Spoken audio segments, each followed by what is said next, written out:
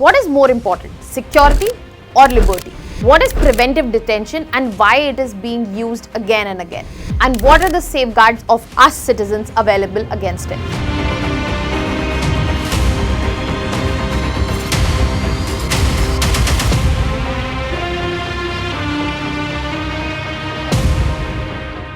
The recent protests in Ladakh have highlighted the classic dilemma of democracy. That when protests get violent, the government may detain a few individuals to control the situation, but the question is how far ahead the person's liberty can be infringed upon and where we draw the line. So what is more important, security or liberty? Hello everyone, welcome to Vajram and Ravi's Flash News. My name is Shubhangi Singh and today we are going to understand more about preventive detention and how there are safeguards against it, as Sonam Wangchuk has been detained and he has sought his fundamental right through the writ petition of habeas corpus. Now let us begin with understanding and breaking down the debate between security and liberty itself. So when we are talking about security, we can simply understand it as the duty of the state where it has to make sure that there is proper maintenance of law and order. In order to do what? In order to protect sovereignty and also control or make sure that there is no sort of unrest takes place. But at no place it means that people do not have the right to dissent. It basically means that the government has to make sure or the state has to make sure that there is maintenance of public law and order. But when we talk about liberty, it comes from the right of citizens, that what kind of right they have for life, the right to freedom, the right to expression, and how they have the right to associate as well as protest. This basically highlights two sides where it is very important to maintain security, but it is very important to ensure liberty. And it also highlights the friction that exists between both of them. How we understand the friction? Very simple. If there is too much liberty, then we have to understand there is a risk of disorder. But where do we define what is too much liberty? Or if there is excessive security, there is restriction, there is infringement of liberty itself. So they are basically on two different sides and it is of utmost importance to balance them in the right manner. Otherwise, the state would not be performing its duties or the people, the citizens would not be getting their very basic fundamental right. You can understand the situation associating it with the recent protest in Ladakh, which were initially peaceful, that turned violent, and after that Sonam Wangchuk, the activist, the main face of Ladakh protest, was detained under National Security Act.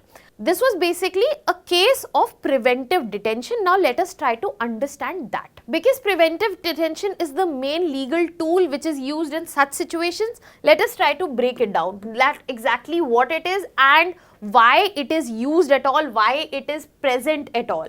So starting with what exactly it is. It is nothing but when a person is detained but not for something that he has done or a crime that he has committed, but it is anticipated that he might do it. So just to stop him or her from doing that, we detain that person and that is known as preventive detention. Now this has a proper constitutional basis as well. So if you talk about Article 22 itself, it gives the permission, it talks about preventive detention and it clearly lays down that initially it can be only for 3 months and in a scenario it needs to be extended. There will be an advisory board which will review it and it can be extended up to 12 months or if more, only if the parliament approves it. So this has been laid down in our constitution itself. But there is more to it, that how it is different from criminal detention. Because criminal detention is only once you have committed the crime and you can be detained for that. That means you are being punished for the offense that has been done, it has been proven. But preventive detention is basically offense के होने से पहले ही आपको यहाँ पे detain किया जाता है anticipation में. और यहाँ पे अगर हम एनसीआरबी डेटा को देखें तो यहाँ पे 24,000 लोग जो हैं उनको डिटेन किया गया है प्रिवेंटिव डिटेंशन के तहत, बट यहाँ पे परसेंटेज जिन लोगों पर चार्जेस प्रूव हो पाते हैं that is less than 20% itself. So this number also highlights that how this legal tool also has the potential to be misused. और यहाँ पे बहुत ज़रूरी है क्योंकि ये प्रोविजन जो है लॉ एंड ऑर्डर मेंटेन करने के लिए दिया गया है, इसको रेयरली यूज किया जाए, इसके इंपॉर्टेंस को समझा जाए रादर देन इसको लीगल टूल से पॉलिटिकल टूल ना बनाया जाए. Now the main act under which we use the preventive detention is the national security act and इसके तहत ही यहाँ पे सोनम वांगचुक को डिटेन किया गया है. Now let us understand what are the highlights of national security act. So the whole purpose of national security act is basically to protect public order and security of the state. तो यहाँ पे focus क्या है कि state में जो law and order है वो मेंटेन रहना चाहिए और इसकी वजह से नेशनल सिक्योरिटी एक्ट के तहत पावर्स दी गई हैं जहाँ पे अथॉरिटीज जो हैं डिटेन कर सकते हैं किसी को भी अगर वो यहाँ पर प्रेजुडिशियल दिख रहे हैं कि वो इफेक्ट करेंगे पब्लिक ऑर्डर को या फिर नेशनल सिक्योरिटी को. और इसके ग्राउंड्स भी मेंशन हैं, security of India, relations with foreign powers, essential supplies and services etcetera.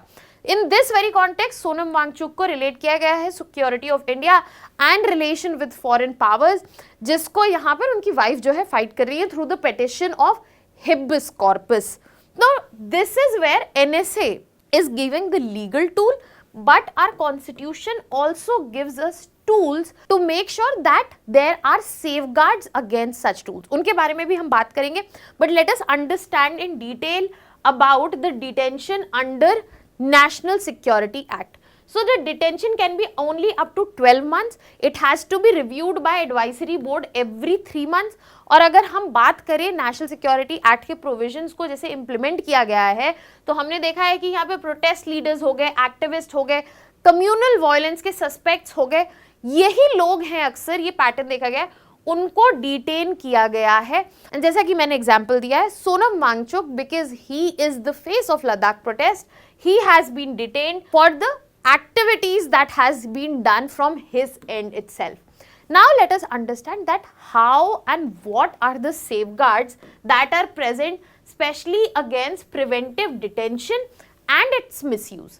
So यहाँ पे preventive detention का constitutional basis है, वैसे ही उसके safeguard का भी constitutional basis है जो कि आर्टिकल 22 में ही दिया गया है कि यहाँ पे डिटेंशन जो है वो 3 महीने से ज्यादा नहीं हो सकता.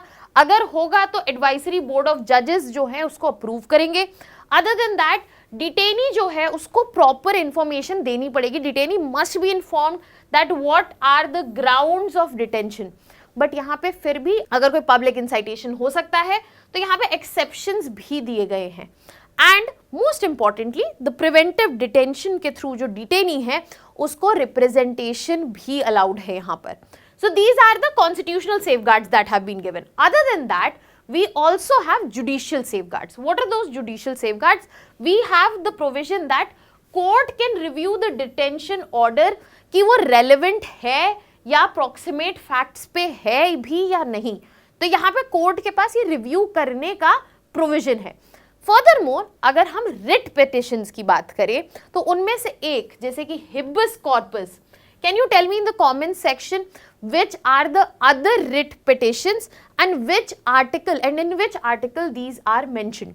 तो यहाँ पे अगर हम writ of habeas corpus की बात करें तो यहाँ पे डिटेनी का जो प्रोडक्शन है बेसिकली उसको प्रेजेंट करवाना है वो यूज हो सकता है और अभी लद्दाख वाले सिनेरियो में habeas corpus writ petition को ही यूज किया जा रहा है. Furthermore, in past there has been a very clear Supreme Court stance as well कि प्रिवेंटिव डिटेंशन जो है वो एक ड्रास्टिक मेजर है और एनसीआरबी जो है वो दिखाता है कि यहाँ पे बहुत कम नंबर्स पे जो हमें चार्ज है देखने को मिलता है, स्पेशली जो लोग यहाँ पर डिटेन हुए होते हैं उनका बारे में. अब यहाँ पे मेन क्वेश्चन ये है कि अगर हम स्टार्टिंग में ही बोल रहे हैं कि सिक्योरिटी और लिबर्टी को बैलेंस करना है, बट वो बैलेंस होंगे कैसे?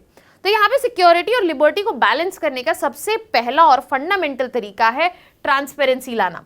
कि डिटेंशन अगर किया जा रहा है, बहुत ज़रूरी है, तो यहाँ पे इंफॉर्मेशन जो है रिलेटेड टू डिटेंशन वो अवेलेबल करवाई जाए।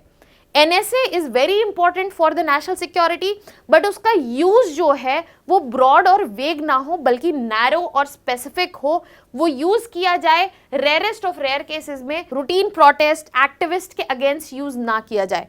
एंड यहाँ पे रिव्यू का जो पार्ट है उसमें यहाँ पर जरूरी है कि स्ट्रेंथनिंग हो और फास्ट ट्रैकिंग हो, ताकि एक्चुअली यहाँ पे पता चल सके कि जिस बेसिस पे डिटेंशन हो रहा है क्या वो सही भी है या नहीं।